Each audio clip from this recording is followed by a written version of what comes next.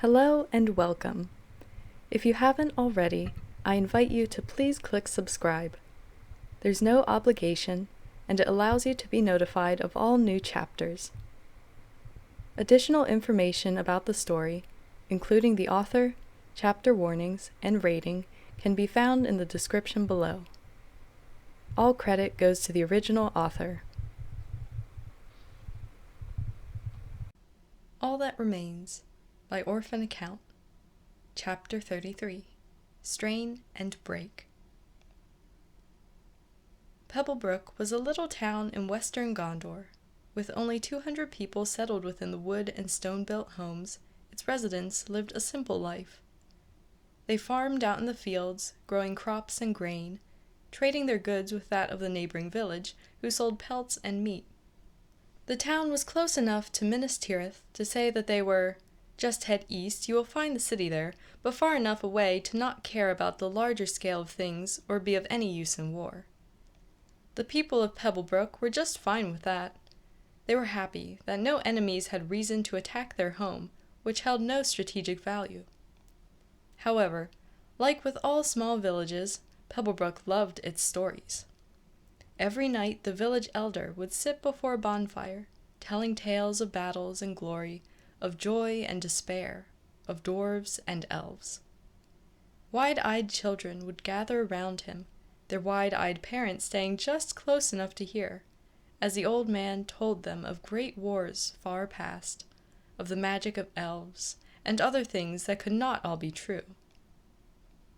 Like all sentient people, the mortals of Pebblebrook longed for a bit of chaos amidst their order, for diversity and unexpected happenings. Although they would not go out and seek adventure, stories of great deeds filled their hearts with excitement. They were so small and insignificant that sometimes they just wanted to be important and grand. They wanted something new to happen. So, when 9 elves came riding into the little town, the people of Pebblebrook were filled with joy and awe. They spotted the immortals riding in upon their steeds, creatures only heard of in distant stories coming right to their doorstep. Elves, they thought, amazed and wondrous as the fair beings approached. Elves are here, of all places. The people gathered in the street, watching in fascination as the sunlight glinted off of shimmering golden, silver, and dark hair. The elves were beautiful, immortal, and untouchable, yet here they were, before the stunned villagers. The elves entered the small space that served as the main square, their horses halting as if obeying an unheard command. They sat, regal and distant, as the village elder approached, a wondrous expression on his face. "My lords," he murmured, stumbling slightly over his words as he bowed. "Welcome to Pebblebrook. May I ask what brings you to our humble village?" The lead elf, one with dark hair and glittering armor, smiled. Metal flashed. The elder continued to stare up at the elf, odd face transforming into one of confusion. Then he fell forward. Blood sprang from the wound on his chest, his body hitting the dirt with a thud that seemed to echo through the silence. The townspeople froze, staring at their storyteller in disbelief. Their eyes snapped back up to the elf, who still sat atop his horse, his crimson-stained sword gripped in his hand. The immortal looked back with eyes black as pitch, and then the air was filled with screams. Legolas sat upon the forest floor, legs crossed and hands resting limply on his knees. Eyes closed, head tilted back, he let the sunlight filter through the trees, warm his skin. He breathed softly and evenly, quietly observing the energies of the forest around him. The presences of the shadowed trees were not dark anymore, merely muted when compared to the auras of their light kin. Although they were prone to pulse and surge whenever the trees grew agitated or emotional, currently They were calm and peaceful, almost soothing. And that was exactly what the assassin and his twitchy student needed. Elrahir sat across from the violet-eyed elf, acting like an elfling who was being forced to do his studies when he wanted to run outside. Actually, he was more like an elfling faced with a terrible test forced upon him by his instructor. The younger twin's aura flared and dimmed chaotically, along with his roiling emotions, but Legolas did not need his sixth sense to see that Elrahir was terrified. They had not even officially begun, and the other elf was already moving and fidgeting, twitching and shifting, both from nerves and an inability to remain still. When Elrahir shifted and sighed for the 10th time since they had begun meditation, the pale, blonde-haired elf finally acknowledged the disruption. "I thought that elves your age were supposed to be patient," he said benignly. "I am patient," Elrahir protested. "I am just not used to sitting still. And what do you mean, elves my age? Are you calling me old?" "We have barely been sitting for 5 minutes, and you're already as twitchy as a nervous squirrel," Legolas told him, opening his eyes. "We've not even begun your lesson in control over your powers, and we cannot begin until you manage to calm yourself and meditate properly. And I was not saying that you were old. You're over 1,000 years old, the age where elves are supposed to be fully matured mentally, yet you are huffing and sighing like a bored elfling." "Was not," Elrahir muttered mullishly. The assassin did not smile. "You were. I know you have more control and patience than this, so exactly why are you purposely stunting your own learning efforts?" "I was not," the younger twin said. "I'm just distracted today." "You're right. I was acting like an elfling. Perhaps we should delay this lesson until a later time?" He made as if to rise, but Legolas's hand on his shoulder stopped him from standing. The pale, blonde-haired elf's violet eyes looked steadily at Elrahir, filled with a mix of annoyance and compassion. "Delaying and stalling will not help you, Elrahir. You need to learn how to control your sixth sense. The shield you put up to dull the auras around you is well done and strong, but you need to rein in the sense itself. You have shielded your mind, not dimmed your sixth sense. If you do not learn how to control your new power, it will one day shatter that shield, and your mind will shatter with it. That is why few dare to use the ability to sense auras to the extent that we do. If one does not have the mental control over that ability, it will overwhelm them." The assassin patted the dark-haired elf's arm once. "I know that you are afraid to open yourself and touch that power again. But you do not need to worry. Once you sink into a meditative state and can organize your mind, I will help you grasp your power as you slowly lower that shield you built, bit by bit. Letting the shield down completely would only bring you back to the state you were in before, so we need to do this carefully." Elrahir bit his lip, silver eyes dark with nervousness and fear. I know. But I am afraid, Esgal. You do not know what it was like to be so overwhelmed by that power. There is nothing but darkness and pain, and I am afraid that if I make a mistake, that I will be sucked back into that mindless agony." His voice cracked. "I will be here," Legolas reassured him. "If you're going to fall, I will catch you and pull you back. I promise that I will not let you be lost." Silver eyes looked deep into violet, and Elrahir nodded hesitantly. Then he looked away, still shifty and on edge. The pale, blonde-haired elf translated the body language easily. Elrahir trusted his friend. He just did not trust himself. Elrahir was too tense, too terrified of even touching his power to get anywhere close to doing so. How could the assassin make the silver-eyed elf take that first step forward? He needed a push to get him past his fear. But what could Legolas do to motivate him? The assassin sighed and crouched directly in front of the other elf, forcing the younger twin to keep eye contact. He kept his voice gentle. Trust me, and yourself, Elverhir. We need to begin now if we intend to make any progress today. If we stay out too long, your brother will come after us out of worry, and you will no longer be able to learn control. The auras of elves are too bright for you to focus around right now. You know how to meditate, you know how to clear your mind, and are perfectly capable of doing so. Calm yourself. Clear your head of troubled thoughts. Think of something that brings you peace. Breathe. Elverhir tried. Legolas watched as the other elf sat there, muscles tense and face taut with worry. He did not relax, and most definitely did not breathe, more like a terrified rabbit faced with a predator than a twitchy elfling now.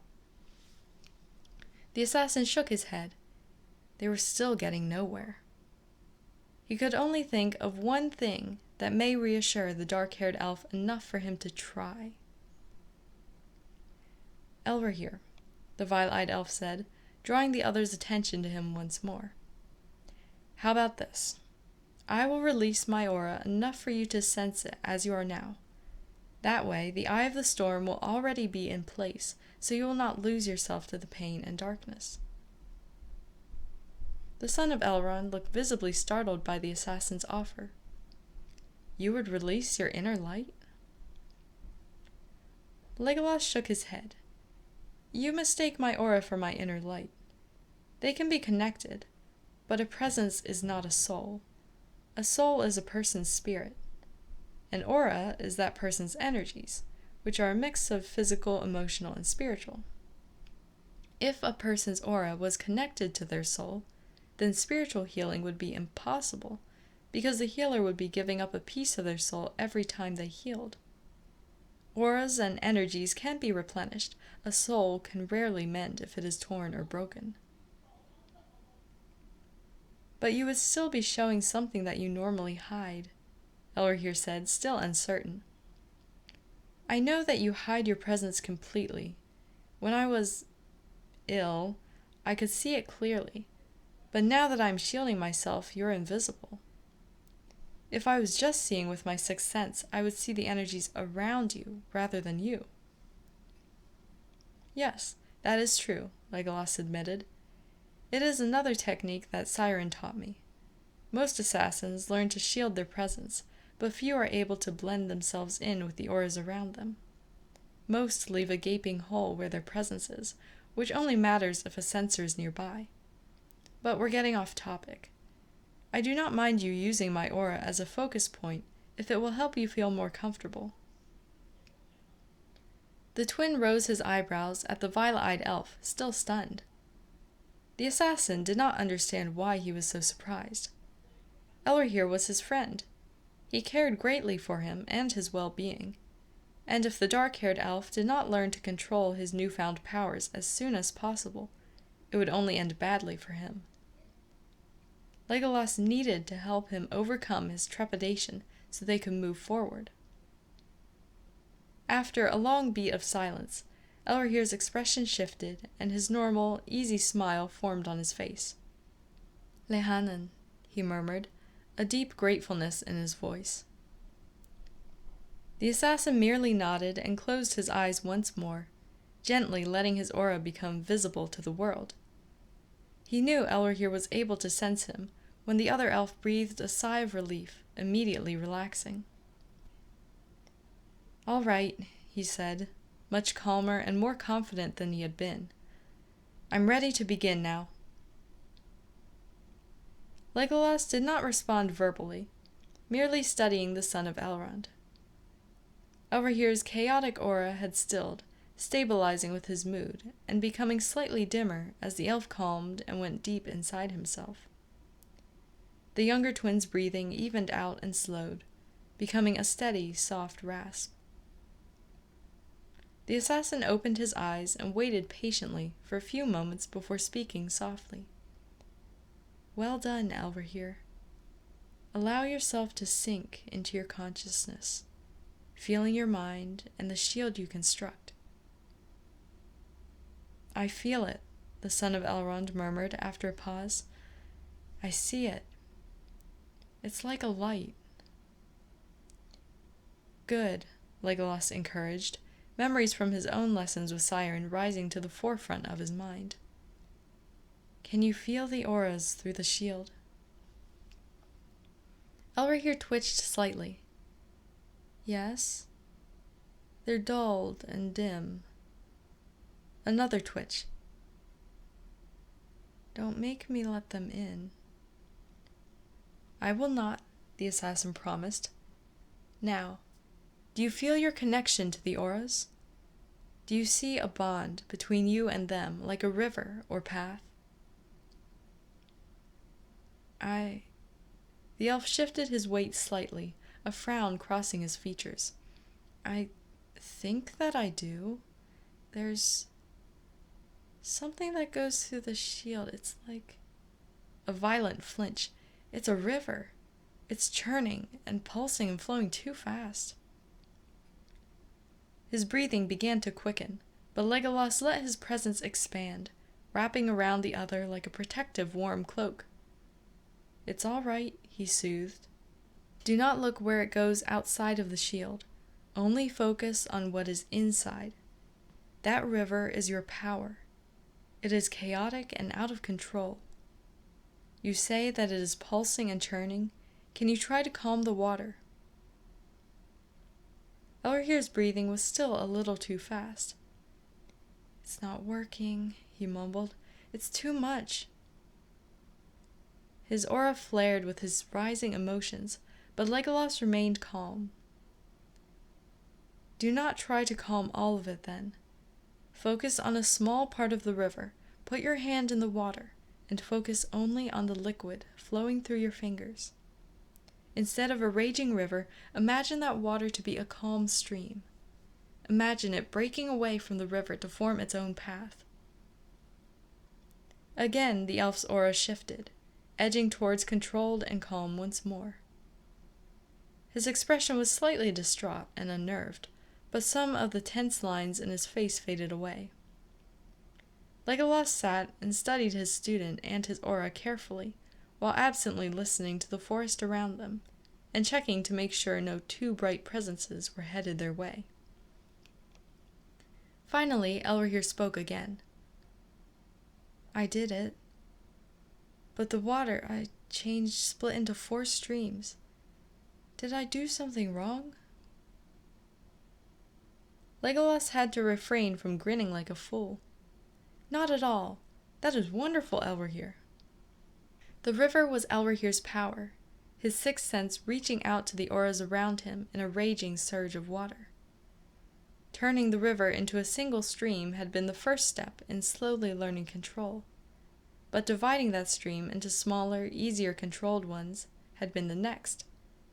Every time Elrohir took a piece of the raging river and turned it into calmly flowing waters, a piece of his power was reined in under his control. However, simply calming the water was not enough, because as a whole it was still too overwhelming. The next step had been to divide the stream into smaller, more docile and containable trickles of water. Small trickles of water were easier to block than one large body of it. Legolas knew that Elrohir had more control and awareness of his mind because of his heritage and the fact that he had a telepathic bond with his twin, but he never expected him to be able to divide his power into more easily containable sections on his own, without even knowing that he was doing it. Keep going, Elrohir, the assassin told the other elf. Take another piece of the river, and do what you did before. The dark-haired elf gave a vague mumble of consent before doing as he asked. By the time Legolas called for a halt, the son of Elrond had made great progress. About a quarter of the chaotic river had been calmed and divided into tiny flows of water, 1/4 of the power that sought to blast out and overwhelm the elf now under control.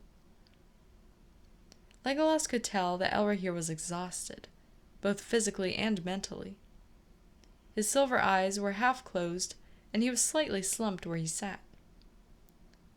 "That took more out of me than I thought it would," he said. The assassin rose to his feet, reining in his aura as he offered his hand to the elf.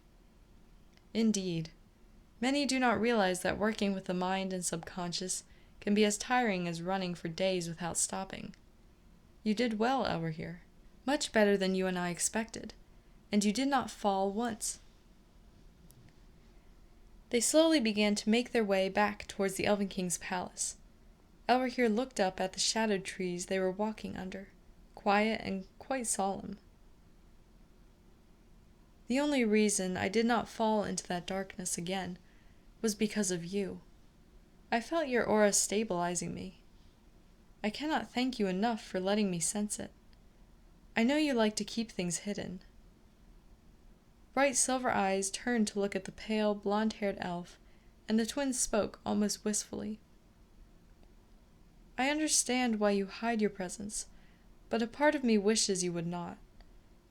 You are just so controlled, so calm, even if you truly are not. It's soothing. How did you learn to control your aura to that extent?" He held up a hand before the other could answer. "That was rhetorical. I know that Siren taught you. Still, you do not need to keep your aura so closed off all the time. Like you said, there are few who can sense auras, and here in Mirkwood, you and I are the only ones that can to the necessary extent. So, do not hide yourself, all right?" Not quite sure what Elrahir was saying, the assassin only nodded hesitantly. Some of his confusion must have shown in his expression, because the twin groaned. "I sound like I'm rambling, aren't I? What I'm trying to say is that you can trust us, and be yourself here. I see so much color in your presence. Colors that represent your emotions, history, personality, and who you are. You're so bright, Esgal. Don't forget that, and never let someone take that brightness from you." More confused than he was before, Legolas only nodded again. Either Elrahir was slightly delirious from the training, or he had had a little more of his grandmother in him than he let on.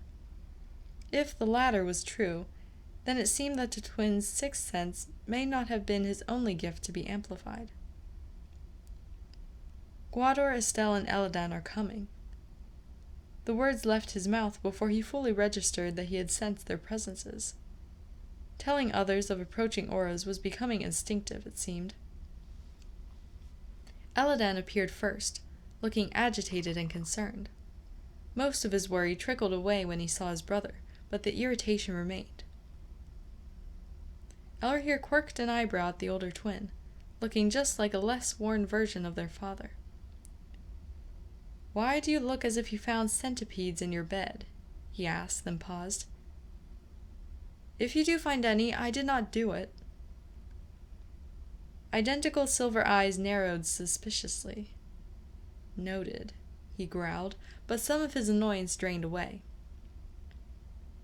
"So why are you storming through the forest with that look on your face?" Elrahir eventually asked.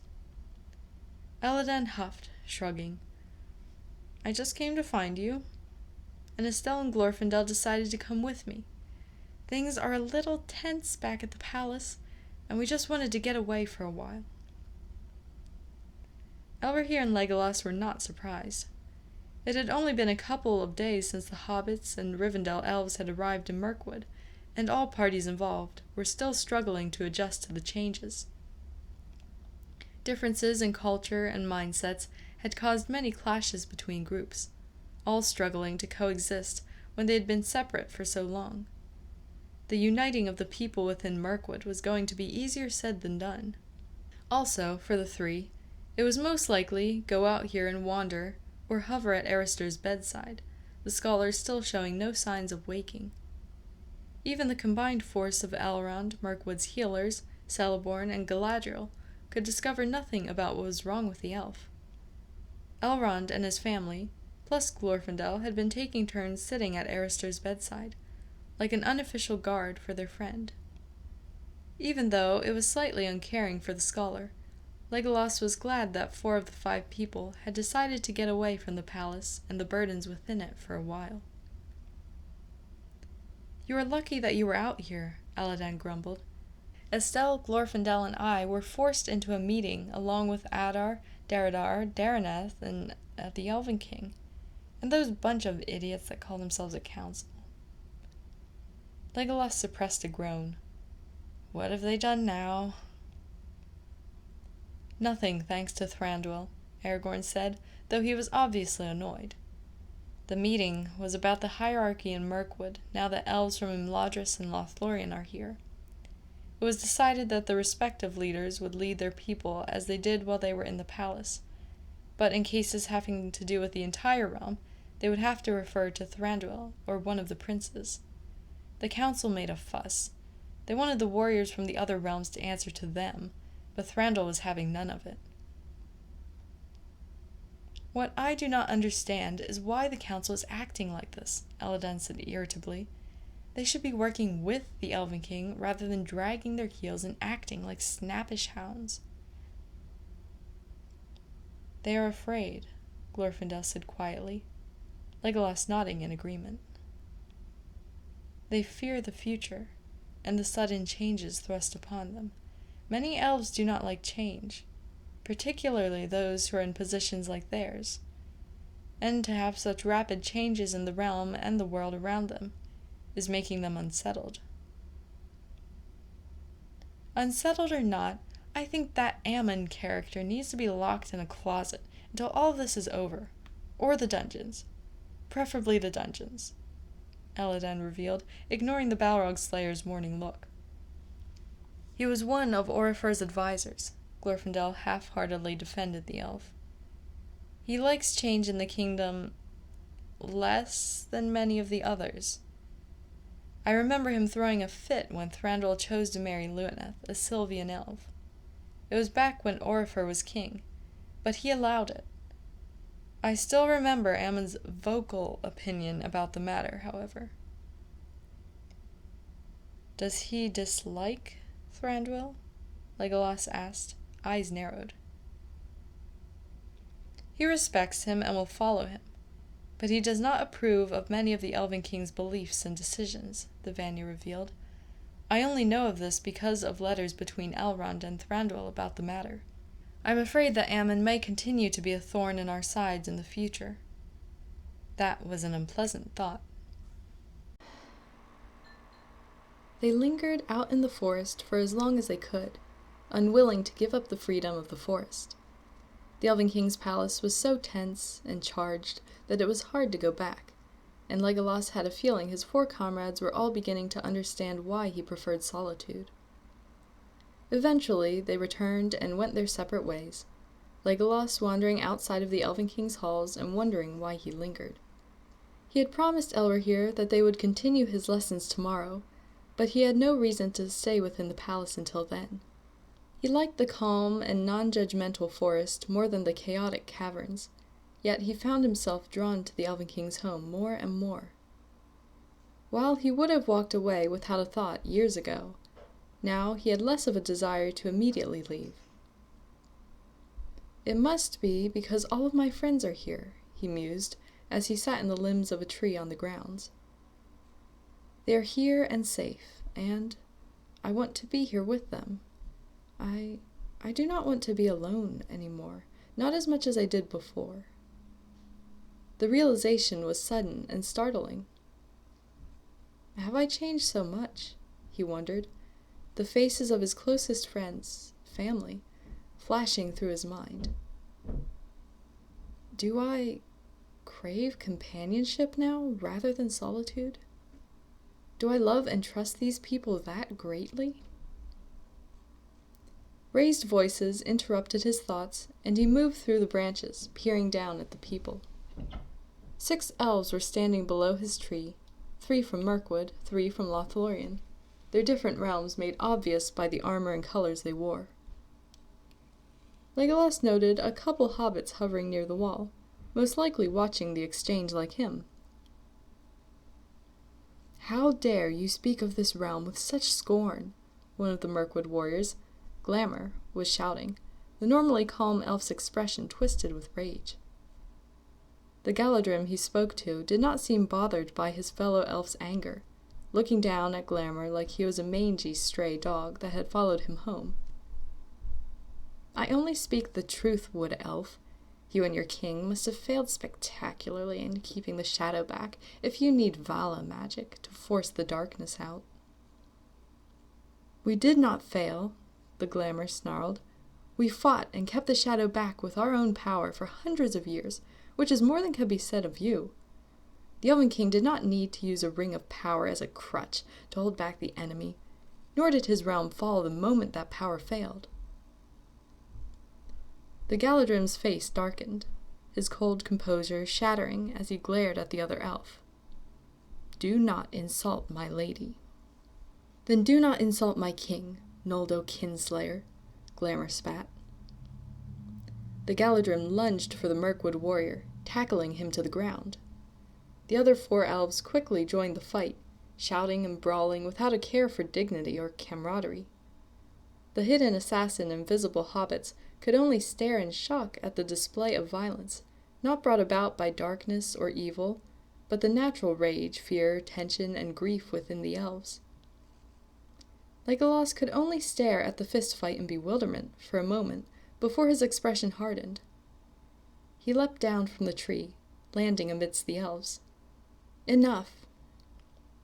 6 hard strikes brought down the brawlers, all of them gasping or stilled by the pressure points he had used, mercilessly forced to release their opponent. Glamour was sporting a bloody nose. The lead Galadrim had a cut lip. Another had what was definitely going to be a black eye, and the other 3 just looked ruffled. The assassin glowered at them all, and a couple flinched. "You are all fools," the violet-eyed elf snapped at them, not mincing his words. "You are allies and neighbors, comrades against the darkness. Yet you are throwing insults and treating each other like enemies. You," he pointed at the 3 Galadrim, who quailed under his gaze. "I will inform Haldir of this, and let him deal with you accordingly. However, I will tell you that insulting the realm, the elf, and the people that had offered their home to you makes you worse than scum. Get rid of your superiority complexes, otherwise I will remove them for you." The Lothlorien elves gulped. "You." The assassin's attention moved to the Mirkwood warriors, who twitched uncomfortably, never having seen the normally quiet elf so angry. Calling him Kinslayer was cold and inappropriate. You know perfectly well about the shadowed elves, and saying that the ring was all that defended their home when they tried so hard to say that it was callous. It does not matter what they say, and how much they insult the Elven King. They are your guests, and they have just lost their home, and you should be welcoming and bonding with them, not brawling like drunken men. The Mirkwood elves avoided his eyes, ashamed. "You are all over 1,000 years old," Legolas said coldly. "Be proud of yourselves that you received a lecture on compassion and proper behavior from someone who is barely half that age, young and naive compared to you wise warriors." The assassin spun on his heel, leaving them laying there without really caring. Now he remembered why he hated society and dealing with people. There were so many ignorant, stupid, blind fools. He understood that they were upset by the changes around them and the losses they had faced, but could they make more of an effort to unite and get along? During times of hardship, people were supposed to look out for each other and help one another, not push others away and antagonize them. He did not realize that he had been looking for Glorfindel until he entered the halls of healing, where the Balrog Slayer was once more sitting at Arister's bedside. The Vanya was slumped in the chair, chin resting in his hand, his elbow balancing on his knee. He looked tired and rather defeated sitting there, and Legolas felt a twinge just looking at him. The assassin took a moment to study Arister's aura for what seemed like the 100th time, puzzling over the strength and steadiness of it. If the elf was in a coma or deeply unconscious, His aura should have been dim and faded, not as bright and vibrant as it was when he was wide awake. Esgal, Glorfindel greeted the assassin without looking away from his close friend. The violet-eyed elf walked silently into the room, settling into a chair next to his Gwador's. "Has there been any change?" he asked. "None. He is still unconscious," the Vanya said, frustration evident in his tone. "It has been a week, and he has showed no signs of waking." "His aura is strong," Legolas cautiously revealed to the Balrog Slayer.